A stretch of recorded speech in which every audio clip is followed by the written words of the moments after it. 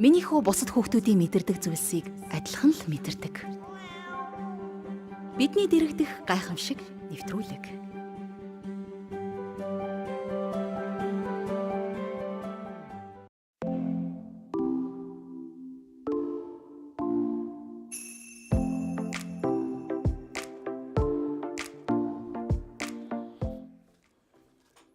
Сайн байцгаана уу эрхэм хүндэт үзэгч сонсогчдоо. Ингээд бидний дэрэгдэх гайхамшиг нэвтрүүлгийн 2026 оны цоо шинэ дугаар эхлэхэд бэлэн болсон байна. За нэг хэсэг хугацаанд бас жоохон завсарлаад орсон чинь гинтхэн яах вүлээ ийх вүлээ гэж жоохон сандраад твдэлд орлоо. Бид хоёр чинь давхар намайг сандраад. Тэгээд өнөөдөр бид одоо үнэхэрийн одоо гоё туршлагатай багшийг урьсан байгаа. Тэгээд Edu Game хөтөлбөрийн одоо үүсгэн байгуулагч Уганбаяр агшаага урьсан байна. Уганбаатар агшаага урьсан байна. Тэгээд бид хэд ингэж ярилцсан л да. Өнөөдөр болохоор нөгөө манай нэвтрүүлгийн гол зорилго нь мэдээж аутизмтай хүүхдүүдэд зориулсан тэдний гэр бүл зориулсан нэвтрүүлэг. Гэхдээ бид нэр заавал нөгөө нэг аутизмтай хүүхдтэй заавал чиглэлж ярихгүйгээр заримдаа бас нэг ээжүүдийнхээ сэтгэл санааг дэмжих ч юм уу тий заримдаа тэр хүүхдүүдийн ах эгчнэр өсвөр насн дээрээ бас яаж ийн гэд ийм олон сэдвүүдэрс ярилцдаг. Гэхдээ магадгүй өнөөдрийн бид нэр ярилцах сэдв бас их олныг хамарж байгаа. Яагаад тэгэхээр аутизмтай гэр бүлд бас тохиолддог одоо магадгүй дүүнерт нь ах эгчнэрт нь ч гэсэн тохиолддог зүйлүүдэд бас ярилцах болно. Ингээд хүүхдийн анхаарал төвлөрөл болон одоо багаар ажиллах чадвар одоо тоглоомын аргаар бас яаж хүүхдүүдтэй харилцах вэ гэдэг тийм сэдвээр ярилцах юм. Тэгээд миний эхний асууж байгаа асуулт болохоор багшаас одоо харилцаа гэл тэгэхээр одоо анхаарал төвлөрөл гэхээр одоо бас их чухал юм нь болохоор нөгөө заавал ингээ анхаарлыг төвлөрүүлэх гээд хүмүүс аав ээж нар ингээд нэг яачдаг штэ. Заавал чи одоо энийг ингээ суугаад хийгээд энийгээ дуустал нь хий гэдэг байдлаар ханддаг юм шиг анзаардаг байхгүй. Тэгэхээр анхаарал төвлөрөлийг ярихын тулд энэ хүүхдээ яг онцлог нь одоо өөрийнх нь онцлог нь ямар байх хэвтэй нөгөө яг насных нь онцлог нь бас яг ямар байх хэвтэй гэдгийг эхлээд мэдчихэж одоо тэр хүүхдийн анхаарлыг татахыг одоо эцэг эхчүүд бас хийх юм болов уу гэж бодод байгаа байхгүй юу. Та энэ тал дээр нэг сайн анхаарал төвлөрөлийг яхаа. Зөв шүү дээ ер нь тий. Яг яаж яах вэ гэдгийг. Гэхдээ бас хамгийн чухал юм дуртай юм нь юу вэ? Тий. Өөрөөр дамжуулаад цаашаа ингээд нөгөө төвлөрлийг уртсгах юмнууд бас байж болно. Зарим хүмүүс нэг юм зураг харддаг тий. Хүн болгон өөр өөр байгаа шүү дээ. Нүдэрээ суралцдаг, чихээрээ суралцдаг, биеэрээ суралцдаг тий. Харилцаагаар суралцдаг гэдэг ч юм. Тэгэхээр тэр хүүхд яг ямар чиглэл рүү юм бэ? Тэр тал руу ингээд сурах юм аа ингээд чиглүүлж ороод дуртай зүйлээс нь гогд татаж гаргаж ирээд суралцдаг ч юм уу. Би ер нь тэгж л хардаг. Эхлээд нөгөө хүүхдээ аягүй сайн ажигладаг. Энэ хүүхд ер нь ямар хувь байна? Харилцаагаар яаж ийн? За юм өгөхөд ингээд юм өгөө хамтраад ингээд юм ийгээр яаж ийн гэдэг ч юм уу. Тэгэхээр мэдээж нөгөө нэг анхаарал төвлөрөл гэхээр бол янз янз. Гэхдээ бага наснд нь илүү чухал байгаад байгаа. Бага наснд нь аягүй тэрийг суулгуул их чухал юм шиг санагддаг мэдэрээ. Одоо миний туршлагаар гэвэл тийм. Бага насны хүүхд чинь ч гэсэн өөрөө нөгөө бага наснда хамаг сурах хэрэгтэй юмудаа сурдаг байгаа шүү дээ. Тэгэхээр амьдралдаа мэдэх хэрэгтэй 100% мэдхийн 80% шүү бүр.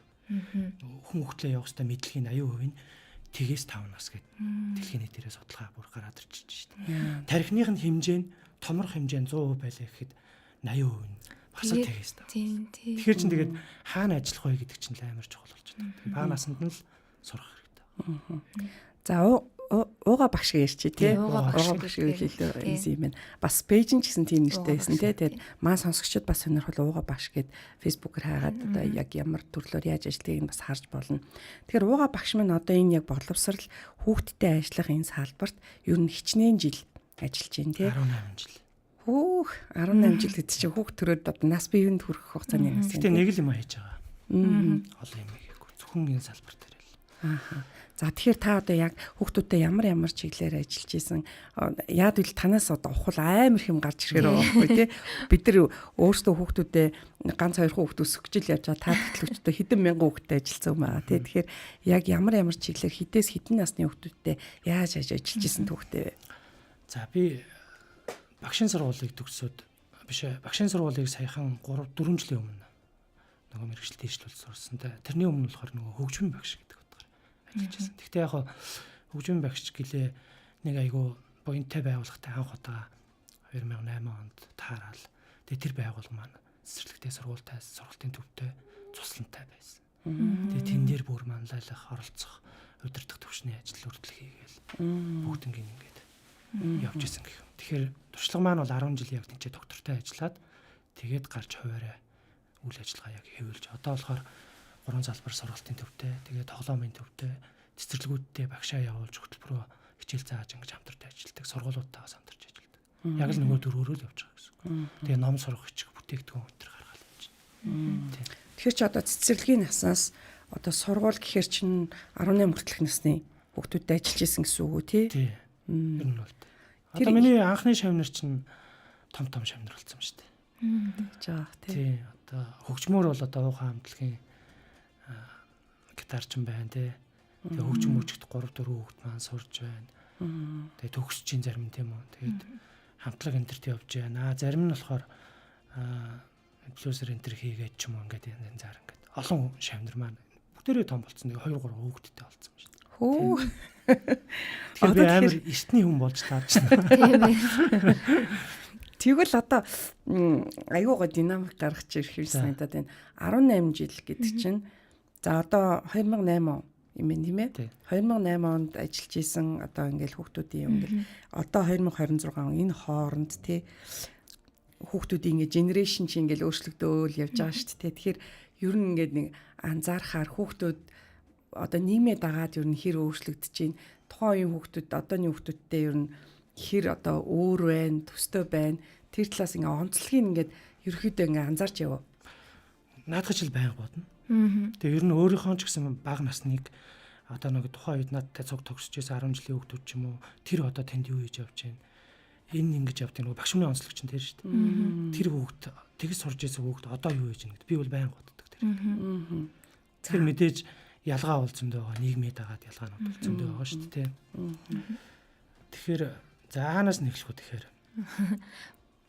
Юу тухайн үед бол сурж исэн хүүхдүүд бол нөгөө интернет орчин сатарах зүйл байхгүйсэн баг. Айгу бага байсан юм уу да гэж харах юм.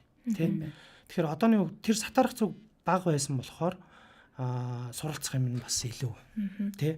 Бидний үед бол бүр бага байсан учраас боломжууд бас байсан. Тэгэхээр одоо үед бол сатарах зүйл одоо манай хүүхдүүдийг сургахад дайсан гэх юм уу те. Чихрэмж тэр, цахим орчимж тэр, утасанч тэр. Тэгээд ээж аав нар нь хүртэл оролцоо айгу багассан гэж харагдаж байгаа. Тэгэхээр энэ дахиад нөгөө нийгмээ дагсан юмнууд л яваад байна л да. Өмнө нь тэгэхээр эцэг эхчүүд илүү санаа тавьдаг байсан гэсэн үг үү? Хүүхдтэй анхаарал нь арай л өөр байгаа. Тийм шүү дээ. Тэр ухаан үед төгжрээ гайгүй байсан уу? Байсан. Тий? Гайгүй байсан уу тий? Гайгүй байсан. Тухайн үед эдийн засаг нь хэрэг байсан тий? Янз янзын энэ олон хэрэглэлүүд мөнгө төгрөгнүүд гарч ирсэн үү? Тий? Үгүй тий. 8 он гэх чинь баг ихэнх хүмүүс машинаар явдаггүй л байх тал руугаа штэ ер нь бол ихэнх ч байх нь цөөн хүмүүс ийм амир байгаагүй штэ одооних шиг тий.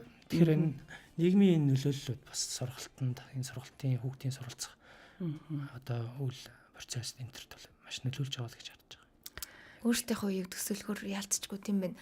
За тэглээд гадаа гараад одоо ингээл найзуудтайгаа ингээ байнгын тоглоно гадаа.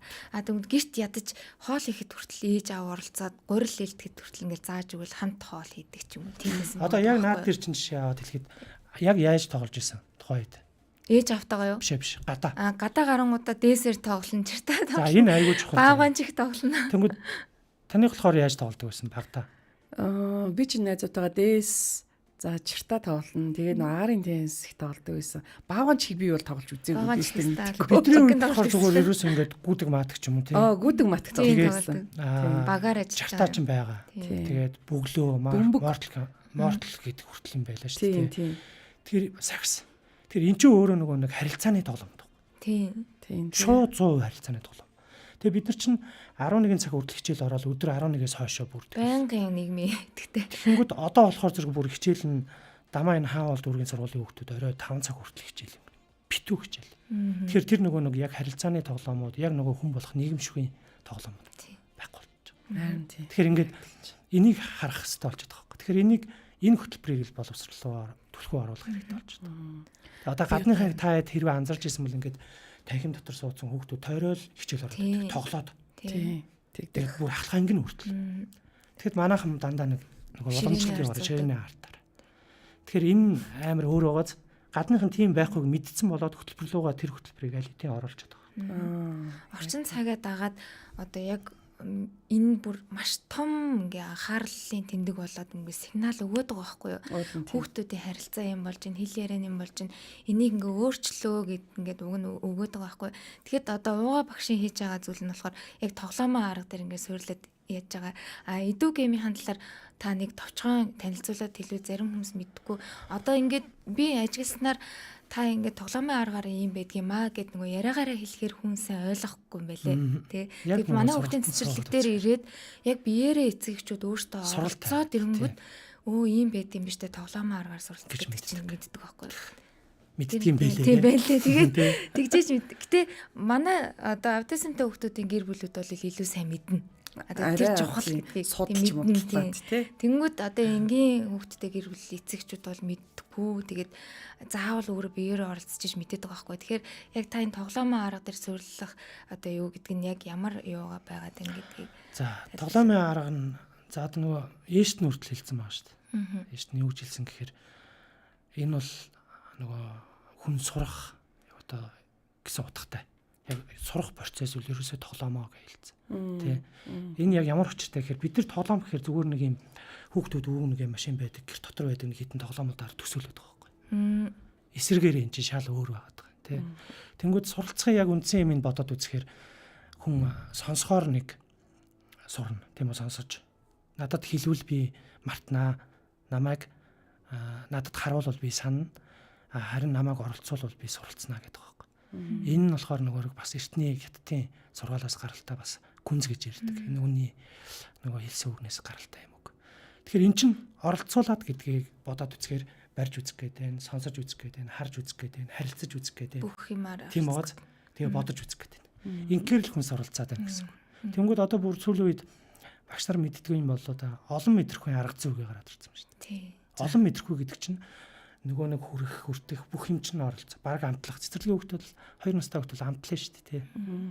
Амтлаад үнэрлээд үзсэн шүү дээ. Ингэхээр хүүхд айгүй сайн сурдаг. Тэгэхээр тоглоом ерөөсөө яг тэр процессыг 100% хийдэг байхгүй. Тоглоом барина, сэтгэн, оролцсон, ярилцсан, харна.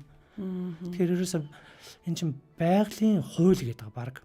Тоглоом нь өөрөө байгалийн хүний сурах, суралцах. Тийм одоо хууль гэдэг байхгүй.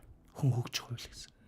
Угаасаа энийг нэг хөдөлмөрчлөлттэй бас ярьдаг шүү дээ. Тоглоомын хөдөлмөр гэдэг энэ бол заавал байх. Хөдөлмөрч байгаа, харилцаач байгаа, хамтын ажиллагаач байгаа, бүр сэтгэл хөдлөж байгаа. Хайрлж энерги нь хүртэл байгаа. Хайрлж энерги энэ ч одоо бүр амар чухал сэтгэл хөдлөлийн одоо тий чухал юмнууд явж байна тий. Сэтгэл зүйн боловсрол гэх юм уу тий. Тэгэхээр одоо хүлээцтэй байснараа хайрлж байна. Тэр тоглоомоо нөгөө найз нь авах гээд байхад жоохон хүлээцтэй байснараа. Тэгэхээр эн чинь өөрөө нэм оролцооны тоглоомод. Бид нар яг багада тэгж тоглож байсан. Одоо яг тийм тоглоом байхгүй болж байна. Харин тий. Тэгээд ширээний ард суугаад яг боловсрал эзэмшиж байгаа гэхэд тэр олон мэдрэхүүнүүдээс маш цөөхний ашигтай байгаа байхгүй. Хараад сонсож байгаа л баг. Тэнгүүд одоо тоглоомын аргаар бүх мэдрэхүүг ингээд зэрэг яагаад ажиллаулаад байгаа байхгүй. Тэгээд тэр чин тэндээсээ бас бие даах чадрыг бас сураад байгаа юм шиг санагдаад байна ч надад. Тэгээд би бодсон байхгүй уугаа гшээ харангууд тоглоом гэхээр нэг амар сүртэр тоглоом байхгүй. Нөгөө гарын доор хог хаягдлаач юм шиг тийм гарын доорх материалуудаар ингээд тоглоомоо хичээлээ заадаг. Тэр нь бас айгуу гой санагдсан. Одоо энэ хүн эн чинь нөгөө мэдгүй байгаа хүнд хоёлаа төсөөллөө тийм. Тэгээ. Надад айгуу зөвлөлтэй. чинь ерөөсөө нэг юм үнэтэй тоглоомдоо чухал биш. Ээж аав нар чинь хүүхдтэй хайрлж ингээд хамгийн үнэтэйг л авч өгөх. Яг тэгдэг. Тэгээ бараг тоглоомгүй хүүхд хөгждөг гэдэг байгаа юм. Нэг талаараа нэг тоглоомтой хүүхд ч юм уу тий. Тэг зүгээр юм үдээс байгаа шүү дээ. Тий. Тэгэхэд бид хэд үдээсэрээ ажиллаа. Үдээсэр тооны хичээл орж болно. Үдээсэр ингээ нэг юм тоо очиж байгаа. Тийм үү? Тэнгүүд үдээсэрээ хайр гэдэг нэг юм сэтэв өнгөд нөгөө чинь зүрх хийдэг ч юм уу. Дөрвөлжин дүрсгэнгүүд үдээсэрээ дөрвөлжин дүрс хийдэг ч юм уу. Тэгээ бүх хичээл рүү ингээ холшоолж чинь тий. Харилцааны хувьд ч тий. Тэгээ тэр олон уяануудаа нийлүүлээд багаараа тоглож болдог ч юм уу. Тэр эн чинь өөрөө энгийн нөгөө нэг арга. Тэгэхээр бид нар арга зүй гэхээр нэг юм том нүрсэр хөтөлбөр хүнийг сургана гэхээр нэг юм гадны их том хөтөлбөр гэж хараад байгаа. Үгүй яг энэ нөгөө жижигхэн яг бодох юм бол тэгээ бүх зүйлийг нөгөө сонингийн цааш шиг л хар гэсэн үг. Сонингийн цаасаар юу хийж болдгоо гэдэг шиг. Багш нар бол одоо яг л тэгж харах хэрэгтэй болж байгаа байхгүй. Тэгээ энгийн хямд зүйлсийг ажиглаад Тэг. Харилцаа гэхээр л нэг яг харилцаа алдагдчихад байгаа шүү дээ. Одоо тэгэнгүүт яг бидний үед аяга харилцаа сайн байсан гэхээр яг өмнөх гоё энгийн үе рүүгээ ингээ буцаад тэгжиж харилцаа үүсгэх гэдэг байхгүй. Нөгөө гоё тоглоом, гоё үнэтэй юмараа тэр чинь харилцаа үүсэхгүй юм болгон бүх юм энгийн байх тусмал илүү гоё харилцаа үүсгээд гэдгийг л харуулах гэдэг юм шиг санагдаад байдаг ш надаа. Тэгээд одоо ингээд сургалтын төвүүд дээр ингээд очиод одоо хүүхдтэйгээ ажлыг хэр эцэг эхчүүд болохоор за хүүхдтэйгээ би ингээд ажиллах хэрэгтэй байна, харилцаа үүсгэх хэрэгтэй байна гэж бодонгуудаа аягүй том хүлээлт тавьчихдаг. Тэгээд яг юунаас эхлэх вэ? Одоо ямар номноос яг юу авч хэрэглэх вэ гэж боддог байхгүй юу? Тэнгүүд тэр чинь бүр энгийн асуудал байдаг. Одоо жишээ нь за яхаа хөгжлийн бэрхшээлтэй хүүхдүүдтэй хүний хувьд гэхэд аягүй тийм хүнд хэцүү замыг туулаад байгааг нь ойлгож байгаа юм. Гэхдээ эн чинь бүх зүйл энгийн зүйлээс эхлэн хүүхдээ аваад зүгээр ууланд талхах ч юм уу те. Эн чинь бас хоорондын үүсэж байгаа. Зүгээр аяг халбгаар тоглох хүртэл чинь ингээд нөгөө хамгийн сайн сургалт тань тэр ууланд талхах ч юм уу. Тэгээд тэрийг ийм энгийн байгаас л гэдгийг би үгүй сайн ойлгосоо гэж бодод идэв шүү дээ хүмүүст. Угаасаа хүний өөрийн нөгөө хүүхдийн сурах процесс нь тийм байна. Энгийн л байвал те. Яг ийм амьдралын юмнууд хийх хэрэгтэй. Ягаад төмпөн шаналлуу хүүхдүүд яваад байдаг вэ? Тэгээ ягаад хан дээр юм зураад байдгүй те бодох хэрэгтэй байхгүй. Зүгээр чөлөөтэй орох хэрэгтэй. Тэгэхээр одоо нөгөө яг энэний нэг одоо ээж аав нарын хүлээж авч байгаа байдал нь бидний нэг юм үе хооронд юм бас юм байна. Үгүй тийм ялгаа. Тэр хүмүүс мэдгүй, тэр хүмүүс тийм шахалтанд сурж байсан учраас яг нөгөө шахалт нь уламжлагдах гад байдаг ч юм уу те. Одоо бол яг өөр болчиход байна шүү дээ. Тэгэхээр хамгийн сайн сургалт бол гэртээ ойрхон гэдэг бид төрүүлж өстэй гэртээ ойрхон. Тэгээ гэртээ ойрхон хамгийн сайн сургалт урт хугацаанд. Тэгэхээр магадгүй манай сургалтанд 2 жил яваад юу ч үр дүн гараагүй хүүхэд байх тэрийг диссэн ээж үнэхээр мундаг. Тэгэхэд 2 жилийн дараа хүүхэд нь цоороод эхэлж байгаа байхгүй тийм. Цоороод гэдэг нь одоо бүр лаг тоглоод битаад сууж хийгээд эн чинь л өөрчлөлт. Тэгээд бид нар дандаа хүүхдүүдэд ерөөсөө юу өгдөггүй, хугацаа өгдөггүй. Тийш. Дандаа ерөөсөө нэг юм хурдан хариуг нэгтжээд. Яг тэгэхээр тийм болоод л сарбан сампин тийм болоод шатранд явуулах гэдэг. Явуулах гэдэг. Уул нь шатарнаас илүү даам нь болон хурдан хүүхдийг ойлгоход цэцэрлэгийн хүүхдэд. Тэр одоо сургууль цэцэрлэгүүдэр чинь даам шатрын даамны дууламж байх шиг. Сарбан сампины дууламж байх шиг тий. Тэгэхэд яг үндсэн нэг сойруудаа гоё өгөхгүй. Тий. Нийгэмшгүй харилцааны тоглоомоор дамжуулж тэр хүнийг хүндэтгийг хайрлах энэ зан чанаруудыг өгөхгүй байгаа. Төлөвчлийг өгөхгүй байгаа амар чухал байна. Ялгалзгүй актив дээр л илүү анхаарал тавиад байна л да бүгдээрээ. Хитрхийн амар гүнзгий ороод байгаа гэж хардаг би. Яг хэрэгтэй л те хэрэгтэй гэхдээ нөгөө талыг хаяад байна те. Нэг талаар хитрхийн. Тэм чинь хамгийн жижиг л асуудал гэж боддог шүү дээ. Би хамгийн том нь л энэ яг суур харилцаа. Хэрэгтэй нь бол мэдээж хэрэгтэй. Гэхдээ тэгшхэн авч явах болчиход. Яг тэгвэл одооны нийгмээс харахаар тэгшхэн аваагүй учраас л ийм хулгай дээрэм ийм хүлээцлгүй төгжрлийн түлхэлцэл нэгээ муухай хэлдэг үг. Тэгээ энэ засгийн нөгөө нэг янз янзын хулгай нь эн чинь нөгөө нэг суур нөгөө нэг бидний хүн чанарыг тий зүрх сэтгэлийн боловсрол өдр байхгүй өгөөгүй учраас л энэ чи яваад байна. Хитрхи нөгөө евро тал руугаа харин тий боддог сэтгэлийн номоо хийгчэл хайчдаг те эцэгчүүд ер нь дээрүүд ч бас тийм л байсан дөө бид чи өөртөө л тэгэл зөнгөрөөл өсцгөөжсэн. Тэгээ одоо нэг бодох хэрэгтэй ээж аав нар энэ үгийг. За тэгээ бодъё хүүхдээ мундаг болгочлаа гэж үү. Тэгэхэд хүүхэд нь том болоод хичнээн мундаг байлаа гэхэд хүн хоорондын харилцаагүй бусдад ингэж ялгархдаг энэ жоох нэг юм өөргөө ингэсэн харилцаа байдгүй бусдад хамтардгүй гэдэг нэг юм зожиг хүн болчвол яах вэ? Тэгэхээр нөгөө нэг сэтгэл санааны янз янзын юмнууд орж ирдэг шүү дээ. Тэгэхээр одоо бид нар хамгийн суур юм хүүхдэд яг нөгөө төлөвшил харилцаа хүн хоорондын харилцаа хамтрах 21-р зууны чадрууд шүү дээ. Шүүмжил сэтгэлгээ. Эднэрийг л заах болчиход байгаа юм л да. Тэгэхээр эн чинь өөрөө хаана байдгүй гэхээр нөгөө нэг цэцэрлэг дээр чинь нөгөө бага боловсрол дээр ч очиж байгаа. Тэгээ би мундаг хүмүүсийг цэцэрлэгт ажиллаасаа. Харин тийм. Мундаг хүмүүсийг сургуульд ажиллаасаа л гэж боддоо шүү дээ. Одоо шууд нөгөө нэгдүгээр ангид орох болохоор аав ээж нь сандарч эхэлдэж шүү дээ. Одоо яах вэ гэл манай хөх сурсан билүү энэ төргээд тэнгүүд одоо цэцэрлэг дээр хамгийн чухал үе шата мэдгүй өнгөрөөцөн байгаа болохоор яг энэ дээрээ бэлтгэдэг сайн бэлтгэдэг байгаад тэгэхээр түрүүн бид гуруулаа ярьжсэн шүү дээ нэвтрүүлэг хэлэхээс өмнө багш та нөгөө нэг цэцэрлэг дээр ажиллаж исэн одоо туршлагаасаа сургууль ажиллаж исэн энэ хоёрын ингээ ялгаад аль нь дээр нь анхаарах хэрэгтэй юм бэ эцэгчүүд гэдэг. би бол шууд цэцэрлэгдэл гэж хэлнэ. Ер нь бол нөгөө 2 настай хүүхд хүнийг хараа шууд энэ үнэн зааж гинөө, хутлаа зааж гинөө, надтай үнэн харьцаж гинөө, хутлаа харьцаж гинөө гэдгийг шууд мэддэг. Мэддэг юм шиг санагдаг жоохон бүр мэддэг. Яагаад тэгэхээр хүн гаднах биеийн хилэмжийг тэ хүний нүдийг тэр том хүний өнгийг, дууны өнгийг 2 настай хүүхд, 1 настай хүүхд чинь бүр ингээ ойлгож идэг. Тэгэхээр нөгөө харилцаа үүсэж байгаа. Тэгэхээр үнэн байх нь чухал. Тэгэхээр үнэн байна гэдэг нь үннээс хичээл орох ч юм уу тий. За тэгээд цэцэрлэгийн насанд бол дамаа ажиллах хэрэгтэй. Бид нар цэцэрлэгийн насыг ээж аав нарын ихэнх ээж аав нарын сэтгэхүйд чухал биш гэж. Чухал биш ч явахтай зал мэдээлэл авах. Мэдээлэлээс хол байна л да. Тэгээд цэцэрлэгт нь бараг явуулахгүй шахуу. Тэр яг тэгээд байгаа. Цэцэрлэгт нь бараг зөөхгүй шахуу. Тэнгүүд тэр үнц нь байхгүй учраас багш нарт очиж байгаа үнц нь ч гэсэн тийм. Багш нар тэгээд бас л адилхан ээж аав нарын юм байгаа юм чинь бид нар ч гэсэн ингээд юм сургая гэхээр ээж аав нар нэг хойшоодгүй тас дуурчдаг. Хэцүү шít багш нар, цэцэрлэгийн багш нар. Амар гоё юм ингээд заагаад ингээд гоё гал багш нар орж ирэл. Хэвээ улирал 1 жил явангууд ээж багш нар тоохгүй амар гоё ингээд хичээлээ яваал яг үр дүнтэй ингээд тэнгууд дундаас нь ингээд орчихно. Тим аваад ирээ авчрахгүй. Тэнгууд 2 3 7 хоногор ингээд алга болчихдог ч юм. Багш нарын урам шууд хугарч байгаа байхгүй. Тэнгууд нөгөө хүүхдүүд чинь хувцаач өмсөж чадахгүй хүүхдүүд байгаа шүү дээ. Тэгээ 1 цагт хувцсыг солиод 3 цагт бараг цаг 30 минут хувцсыг бүх хүүхдүүдийн хувцсыг солиод. Тэгэхээр тийг бид нар өөртөө бас ээж аав нь бас ойлгохгүй байгаа байхгүй тий.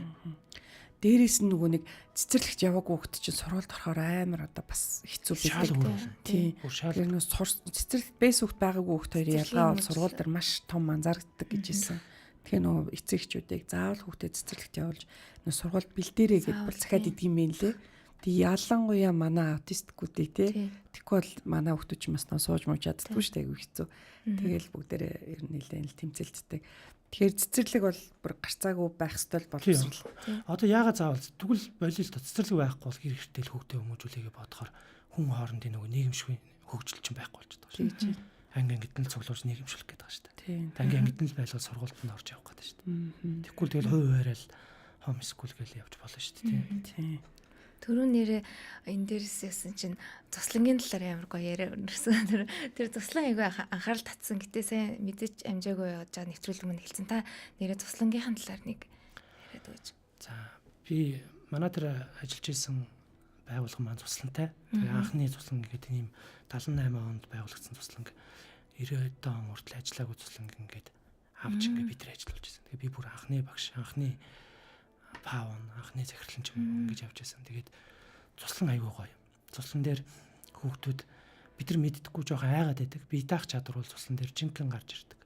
Тэр цуслан дээр харилцаа сайтай жоохон ингээл нэг бусдыг уриалдаг ч юм уу.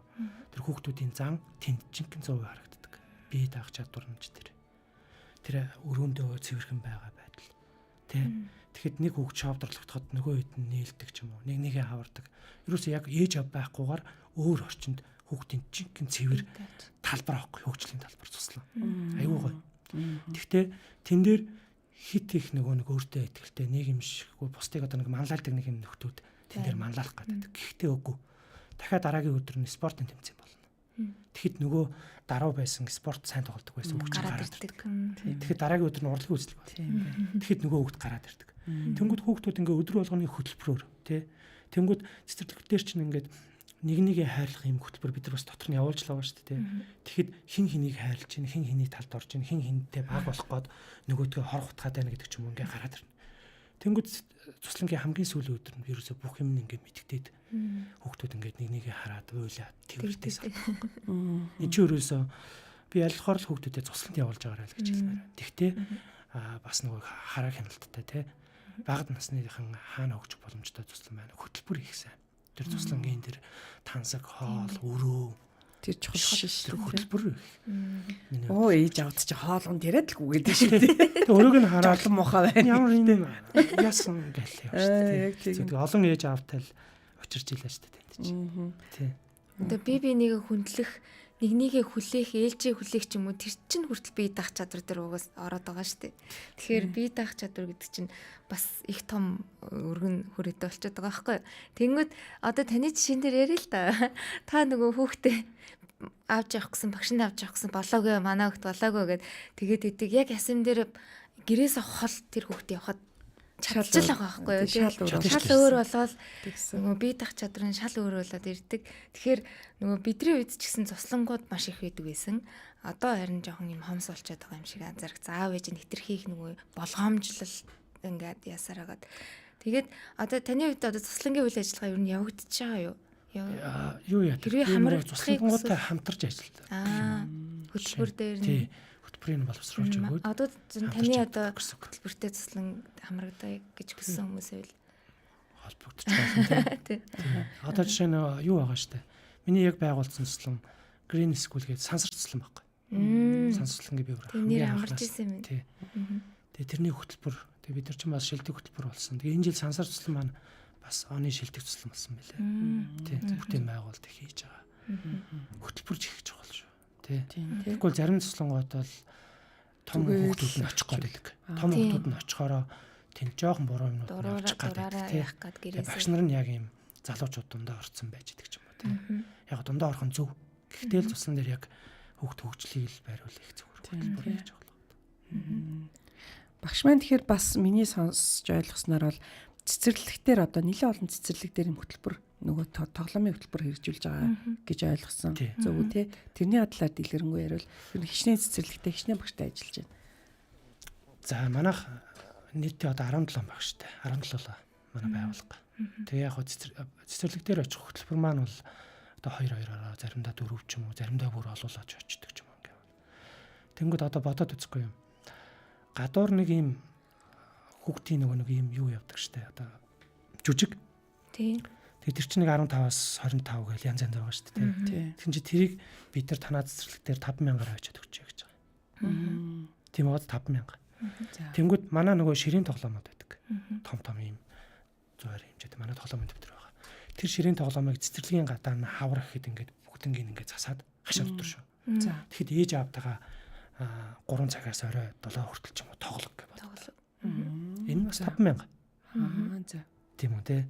Тэгээ шинжлэх ухааны туршилтуудыг хүүхдүүд маань ингээд угсраад хийгээд ингээд үзье гэж бодъё. Тэ.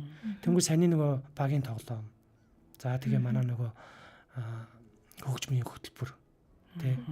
Тэгээ ингээд бид нар нийтдээ ийм хүүхд хөгжлийн одоо Япон модон тоглоом хүртэл явж байгаа. 15 хөтөлбөр байдаг байхгүй. Тэгээ энийг л зүгээр ээж аав нар санал болгож байгаа. Тэгээ тэр нь жилийнх 45,000. Тэнгүүд тэр жилийн хугацаанд ч юм уу нэг л одоо 2 сараас эхэлсэн цэцэрлэг 5 сар хүртэл 4 сар байна шүү дээ. Тэгэхээр 4 сарын хугацаанд бид 2 удаа очиод цэцэрлэг дээр сарын хугацаанд 2 удаа очиод үйл ажиллагаа яагаад бүх хүүхдүүдийг хамруулад явах гэдэг. Тэгэхээр нэг юм өөр орчин авиж гад өөр бүтээгдэхүүн авчиад өөр юмар ингээд хөгжихгүй. Тэгээ тэр нь 45,000. Тэгэхээр 45,000 чинь нэг машин угаалга юм байна тий. Тэгэхээр 45,000-аар миний хүүхд чинь 8 тоглоом тоглолцох юм байна гэж ойлгоо. Тэгээ нэг тоглоом нь манай тоглоомд дэвтэр хийж авдаг үнэгүй ирж тоглох хэрэгтэй байхгүй. Ийм хөтөлбөр. Тэгээ энэ хөтөлбөрөөр дамжуулж багш нарт арга зүй өгөх гэдэг. Нөгөө нэг төрөний хэлс нөгөө хог мог ашиглаад байдаг. Тэр мэргээр ингээ арга зүй өгөх гэдэг гэсэн үг тий. Энэ хөтөлбөрөөр ашиглаж хүүхд хоорондын харилцаа, тэр хүүхдүүдийг зохион байгуулах. Тэгээд тэр ээж аавын оролцоог л нэмэх гээд байгаа. Ер нь бол ээж аавын оролцоог л түлхүү нэмэх гээд байгаа гэсэн үг. Одоо эцэг их багш хоёр ойлголттой байж зэрэг хөдөлж иж энэ чинь бүх юм бүтгээд байгаа байхгүй юу тий. Тэгээд нөгөө нэг тал нь явахгүй болчихсон. Зөвхөн багш нь мэдж байгаа эцэг их нь тоохгүй байгаад байл бас хэцүү байхгүй юу. Тэгэхээр яг энэ дээр би багшд үнэхээр талархлаа илэрхийлмээр санагдаад байгаа байхгүй юу. Энэ бид хэдийн ингээд харж байгаа үнсгийг энэ хүн ингээд айгүй гоё хийж бүтээгээд яваад байгаа олон цэцэрлэг сургуульд бас ингээд хэрэгжээсэй гэж бодоод байгаа байхгүй. Тэгэхээр яхаа нөгөө хүрэлцээ нь муу байгаа учраас нөгөө ингээд багаар л эхлээд явж байгаа юм шиг байна. Тэгээ ингээд олон түгээгээд ирэхээр бүгд ойлголттой болоод тэгэхээр бүр гоё болох байх гэж бодод байгаа. Тэгээд уугаа агш маань болохоор бас нөгөө хөгжимд бас юм байгаа. Тэ Nana Music гэдэг юу актив байгаа тий. Children Music гэдэг. Тэгээд энд би бас нэг юм юуг олж харсан. Манай хүүхдүүд чинь бас нөгөө нэг юм хөгжим мэдрэмжтэй хүүхдүүд айгүйх байдаг байхгүй юу? Тэгээд энэ дээр болохоор хөгжмийн аргыг дууг сурахад ингээд маш олон төрлөөр ингээд зааж болохыг ингээд харуулсан. Одоо жишээ нь надад болохоор нэг нь ингээд аягүй таалагдсан болохоор ингээд стикерээр юм жишээ нь одоо ингээд тооч юм ингээд стикерээр ингээд зургаар илэрхийлчихээр манай хүүхдүүдэд сурахад маш ойлгомжтой болчиход байгаа байхгүй харахад. За энэ дээр нь би энийг одоо яг наадгаа харуулж байгаа. Тэнгүүд тэр нөгөө гаргасан байгаа нэг ихнийх нэг юм нотнууд байгаа шүү дээ. Газар угааз. Тэгвэл энэ дууны үг нь текстурын газар болгоё гэж байгаа. Тэгсэн чинь хойдолд нь баахан бороо байна шүү дээ. Тэнгэрээс орох бороо болгоё. Тэнгүүд дараа нь урдталд нь гар угааз гараа дуугүй нар болгоё. Газараас ургах цэцэг болгоё гэсэн дөрвөн. Тэгсэн чинь ингээд нөгөө зургаар нь харуулж байгаа хүүхд. Тий ойлгомжтой. Тэнгүүд наа чинь том жижигэр нөгөө хөгжмийн хэм дээр том гэдэг. бүр олон юм яа гэдэг дээр удах гэдэг шүү дээ. Тэгэхээр энэ нэг зургаар, шүлгээр, үлгэрээр тэгээ видео хичээл, хөгжимд хөдөлгөөн, хөгжим тоглоом нь хүртэл явж байгаа. Одоо ингээд маш улаан аргаар нэг дууг одоо ингээд яах. Ээж аав нь бүр уншиж өгөл гоё байгаа. Тий. За ийм ном гаргасан. Бүр ийм ном анх удаа үзэж байна. Ерөөс харж байгаагүй. Тэгэхээр би яагаад энэ зүйл ингээд манай бидэнтэй холбогдоод байна гэхээр манай хүүхдүүд ч маш олон төрлөөр сурах гэж ийм олон юугаар аргачлалаар ер нь байх гэж заалах гэдэг хүүхдүүдэд тахгүй. Тэгээд багштай болохоор нэг жижигхэн нэг жишээ зохис дуртаад энэ хуваалцаасаа гэж би хүсэж байна. Хөгжмийн актын дээр маань явдаг бас нэг хэдэн аудисэнтэй хүүхдүүд байгаа. Тэгээд тэр хүүхдүүдийн талаар багш манаас нэг дурдаад тэгээд яг ийм аудисэнтэй хүүхдүүдийн ялгаа таны нүдээр яаж одоо харагдаж байна юм суралцгын хувьд тий аудисэнтэй хүүхдүүдийн нэг их хөрх юм шууд юм үнэн байдаг. Тэр хүүхд шууд өмнгээс харилцдаг. Шууд ингээ байгаагаараа. Тэгэхээр нэг юм нөгөө зарим хүмүүс чинь хүүхдүүд чинь нэг ингээл санаа манаагаа хөрхөж санаа гаргах гэдэг шүү дээ. Тийм аудизмтай хүүхдүүд огт байдаггүй. Энэ нэгдүгээрт тийм үү. Хоёрдугаарт аудизмтай хүүхд хүний нүдийг хараад, хүний царайг хараад хоёр харилцаал даврах уу даврахгүй юу гэдгийг мэддэг. Ер нь санаатай тэр чинь мэдсэн. Тэнгүүд тэрэнд нөгөө нэг гол нь баригдахгүй байх тий. Яг тэр арганд нь орохгүй байх. Өөрөө би бат зогсдог. Би бол өөрийнхөө юм заах чагаа хичээлдээ чин шударгаан үнж би ийм л хүн гэдгээ эхлээд харуулах хэрэгтэй юм шиг санагддаг. Эхлээд. Тэгдэг те. Тэгдэгтэй гинэ. Тэгж харагддаг. Тэнгүүд дараа нь яг аудицтай хүүхдүүдийн нэг юм ой тогтоолт төр хүлээж авах чадвар чэйжлэх юмыг юм маш хурдтай чэйжлэх чадвар маш өндөр байдаг. За хамгийн чухал юм нь тэр хөгжмийн мэдрэмж нь айгүй гоё байдаг. Тэгээд нэг хэцүү юм нь юу гэхээр нөгөө гар оруугаа ингээд яг юм бөөр гэлбэртэй тавиараа тий гоё тэгшгэн суугаараа бол худлаа хэцүү айгүй хэцүү хүнд. Тэгтээ тэрийг нөгөө нэг баагаагаар ингээд явхаар нөгөө хугацаандаас. Тэгмэд энэ дээр одоо жишээ нэг арга хэлээ. Ээж аав нар ингээд идэг. Хизээ дуусах нь мэддэхгүй даалгавар өгөөд хичээлээ ингээ хийгээрээ гэдэг. Хүүхэд нь хизээ дуусах нь мэддэхгүй болохоор тархинд нь хүртэл стресс өгж байгаа тий. Залхуур ингээд биеийн чийлж байгаа. Тогломоор санагдаж байгаа. Тэгэхэд чи одоо 3 тоглоод амраарай. Нэг л өдрийнхэн төлөвлөгөө нь 10 удаа тоглох хэрэгтэй. Болоо. Тий? Болоо. Тэгээ 10 удаагийн 3-аар ингээд нэг сүүлийнх нь дахиад нэг л үлдчихэж байгаа. Тэн дээрээ алдахгүй тоглоорой гэдэг ч юм уу. Жохон барьчин тийм үү. Тэгэхээр нөгөө хүүхдийн сэтгэл зүйд зорилгын тодорхой болгоод өгчгөөр суралцах зорилгын тодорхой болчгоор нөгөө хэд ч амар амар байдаг. Тэгээ стрессгүй дарамтгүй. Энэ багш надад таалагдчихээн. Намайг зовоохгүй байна. Тэ? Иймэрхүү юм мэдрэмжүүд аваад тэгэхээр хүүхдүүд ингээд доктортой удаа явж эхэлдэг байхгүй. Энэ арга аягүй чухал. Тийм ээ. Одоо манад хит дээр яг тэгдэг те. Яг тодорхой байлахгүй бол аягүй стресстэй. Тийм. Тэгэхээр одоо жишээ нь аудицтай хүүхдүүд мэрэгжлийн төгөлдрөөр юм багш заахад аягүй хэцүү. Тийм. Яг тэгэхээр тэд нар ингээд суу гэдэг энэ нөгөө хүүхдүүд суухгүй бол тэгэл хайшчин тий. Хэцүү. Тэгэхэд бол тэднийг суухын тэр гараа засахын сүүлд нь ингээд баагаар янзлаа. Энэ бол баагаар гэсэн үг. Тийм тий. Тэгээд хамгийн гол нь урт хугацаанд. Тэгээд урт хугацаанд учраас богино явах хэрэгтэй. Тийм. Богино явж байгаа шалтгаан гэртээгээ ойрхон байх хэрэгтэй. Тэр ерөөсөө хамгийн сайн сургалт гэр ойрхон сургалт. Тэр бас чухал тийм. Ялангуяа төгжрээтэй үед тий. Амар хөөрхө. Одоо миний нэг том шам маань нэгдүгээр ангид аутизмтай дөнгөж орж ирж ирсэн манай тэр миний багшлж байхад тэгээ ангийн багш битэрэг өгөнд л ордог. Тэгээ ангийн багш нь сүулдэ дийлдэхгүй болтно. Ороод ирээрээ гэж надад залах чинь би дээрээс доошоо гүгэлд яваал очингууд том сандал ирсэн гэдэг. Түүх гэдэг шүү дээ.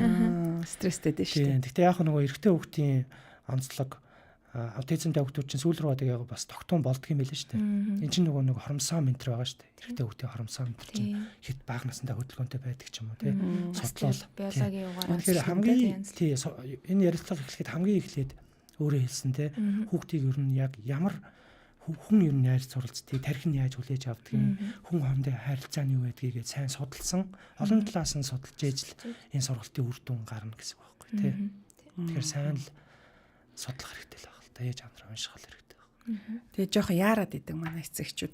Үр дүн гарах гээд. Ерөөсөө ингэ нүдэнд харагдаг үр дүн бид нар өөрсдөө хараад өгсөд сурцсан учраас тэр.